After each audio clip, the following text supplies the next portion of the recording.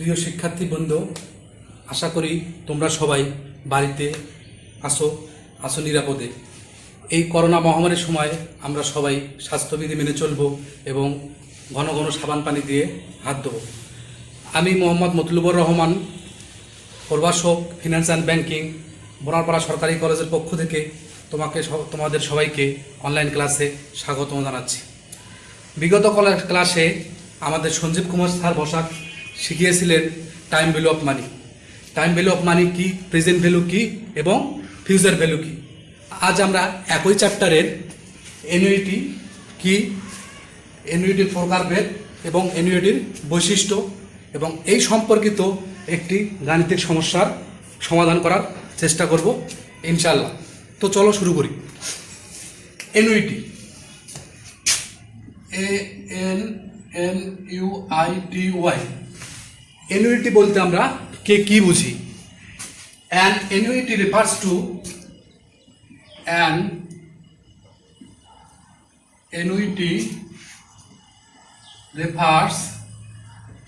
to a series of payment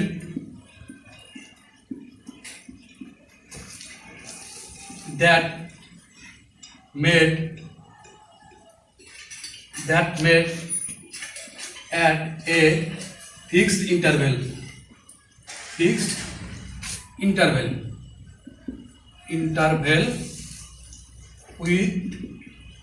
specific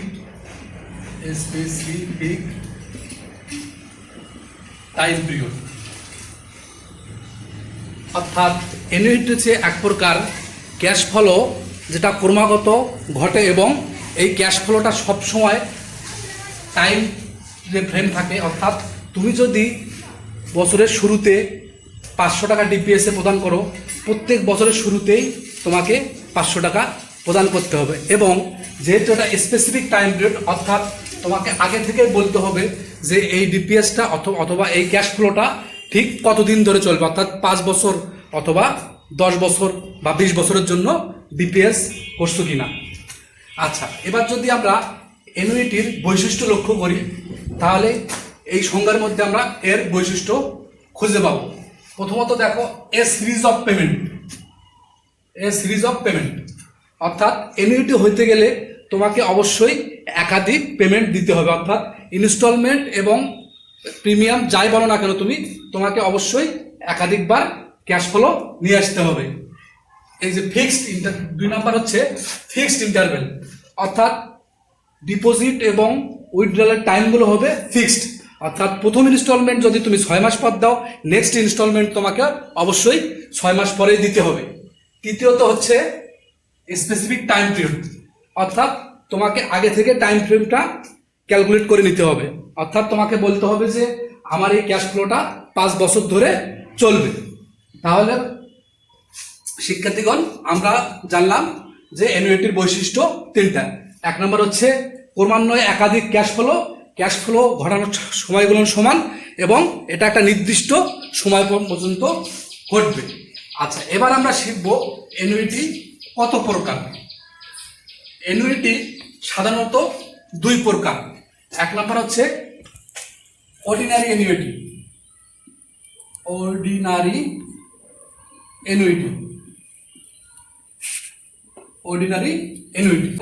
যদি আমরা এই অ্যানুইটির পেমেন্টটা 0 থেকে শুরু করি, অর্থাৎ এখানে 1 লাখ টাকা ডিপোজিট হয়, এখানে 1 লাখ টাকা ডিপোজিট হয়, তাহলে এটাকে আমরা বলবো অ্যানুইটি ডিউ, অর্থাৎ অগ্রিম অ্যানুইটি। তাহলে আমরা শিখলাম অ্যানুইটি 2 প্রকার, একটা হচ্ছে অর্ডিনারি অ্যানুইটি, একটা অর্ডিনারি অ্যানুইটি ডিউ।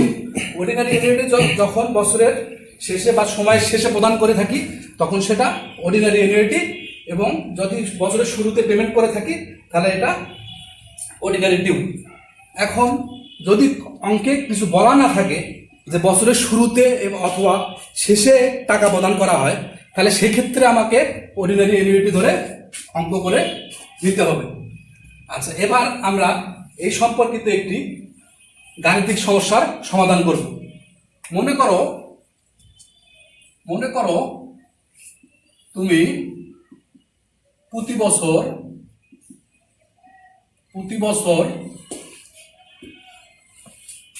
10,000 টাকা করে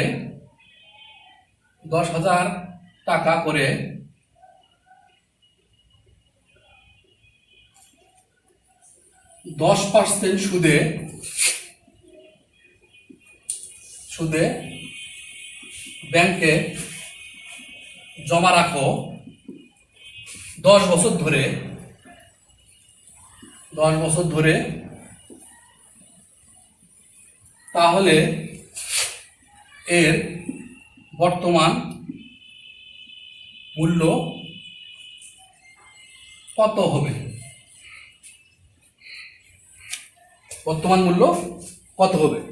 আচ্ছা, সূত্র অনুযায়ী আমরা জানি, আচ্ছা, প্রেজেন্ট ভ্যালু অফ, যেহেতু এখানে আমার বলা নাই যে পেমেন্টটা আমি কখন করব, শুরুতে না শেষে, সেহেতু আমরা অর্ডিনারি অ্যানুইটি ধরে অঙ্কটা শেষ করব। আচ্ছা, আমরা জানি present value of ordinary annuity equal to এ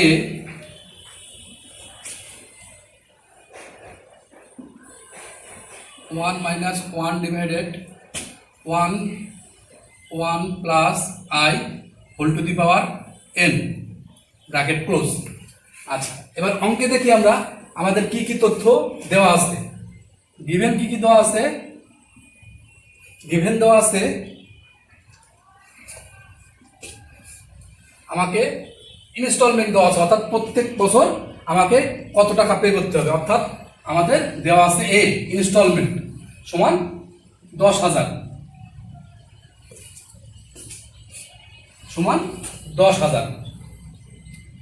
আর দেওয়া আছে ইন্টারেস্ট রেট আই সমান 10%। এটাকে আমরা এভাবে লিখতে পারি 0.1। আর দেওয়া আছে আমাকে টাইম ফ্রেম, দেওয়া আছে এন ইকুয়াল 10 ইয়ার্স। তাহলে আমরা যদি এখন ভ্যালুগুলো এখানে ইনপুট করি তাহলে দাঁড়ায় 10,000 bracket I 1 minus 1 divided 1 plus I সমান 0.1 bracket close whole to the power N equal 10।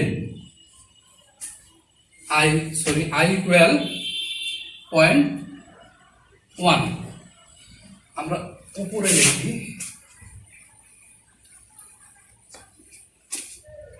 এর নেক্সট স্টেপে ইকুয়াল টু আসতেছে 10,000 1 মাইনাস 1 ডিভাইডেড, যদি আমরা এটাকে পাওয়ার করি 1.1 টু দি পাওয়ার 10, তাহলে 2.3957 এইটাকে আসবে। আমরা এখন ক্যালকুলেটরে কিভাবে করব? ক্যালকুলেটরে যখন চাপবো তখন আগে এই ভ্যালুটা বসাবো, অর্থাৎ 1.1 এরপরে এরকম একটা অ্যারো চিহ্ন আছে, এটা মানে পাওয়ার। এই পাওয়ারটা দেওয়ার পরে আমার পাওয়ার কত আছে? 10, তাহলে আমরা এখানে 10 বসাবো, দেন ইকুয়াল চাপ দিলে আমার ভ্যালুটা বের হয়ে আসবে।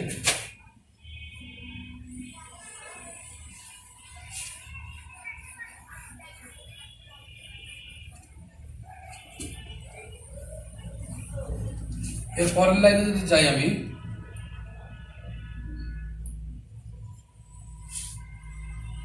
1 মাইনাস 1 কে 2.3957 দিয়ে ভাগ করলে 0.3855 আসবে, 0.3855 আসবে ডিভাইডেড 0.1। এবার আর সেকেন্ড ব্র্যাকেট দরকার নেই, ফার্স্ট ব্র্যাকেট আমরা ব্যবহার করব।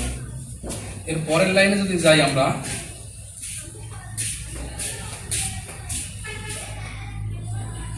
1 থেকে এটা বাদ দিলে হবে 0.6145 0.1।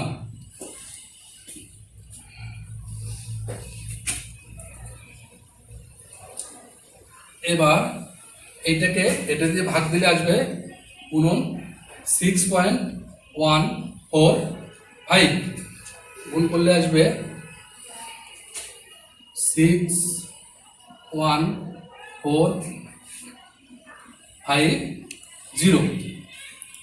অ্যান্সার এটা। বন্ধুরা আরও একটা কথা বলি, আমরা এই যে পিভির পরে যে অংশটুকু করলাম এই অংশটুকুকে বলে ইন্টারেস্ট ফ্যাক্টর।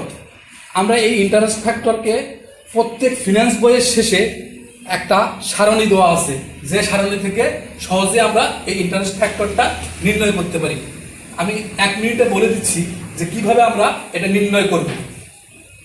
সারণীটা এরকম, এই পাশে হচ্ছে ইন্টারেস্ট রেট 1%, 2%, 3%, 4%, 5%, 6%, 7%, 8%, 9%, 10%। এ পাশে হচ্ছে আমার ইয়ার 1, 2, 3, 4, 5, 6, 7, 8, 9, 10 এভাবে দাগ টানা আছে এবং প্রত্যেকটাতেই ভ্যালু বসানো আছে। যেহেতু আমাদের এটা অ্যানুইটির অঙ্ক, তাহলে আমরা তাহলে দেখব যে ছকের উপরে PV present value of annuity interest factor আছে, এই টেবিলে যাব। সেই টেবিলে গিয়ে আমাদের ইন্টারেস্ট রেট আসছে 10%, তাহলে আমরা ইন্টারেস্ট রেট 10% এবং বছর 10 বছর, এই সোজায় যে ভ্যালুটা থাকবে এই ভ্যালুটার মানে ইনপুট হচ্ছে আমার এই ইন্টারেস্ট ফ্যাক্টর। সেই ইন্টারেস্ট ফ্যাক্টরের সাথে সাথে যদি আমরা এই এটা ইনস্টলমেন্টটা গুণ করে দেই তাহলে আমাদের আনসার চলে আসবে। তাহলে বন্ধুরা আমরা আজকে কি কি শিখলাম? আজকে শিখলাম আমরা অ্যানুইটি কাকে বলে, অ্যানুইটি কত প্রকার, অ্যানুইটির বৈশিষ্ট্য এবং এই সম্বন্ধে একটি গাণিতিক সমস্যার সমাধান করলাম। সবাইকে ধন্যবাদ। সবাই বাড়িতে থাকবা, সুস্থ থাকবা, ঘন ঘন সাবান পানি দিয়ে হাত ধোবা, স্বাস্থ্যবাদী মেনে চলবা। ধন্যবাদ সবাইকে।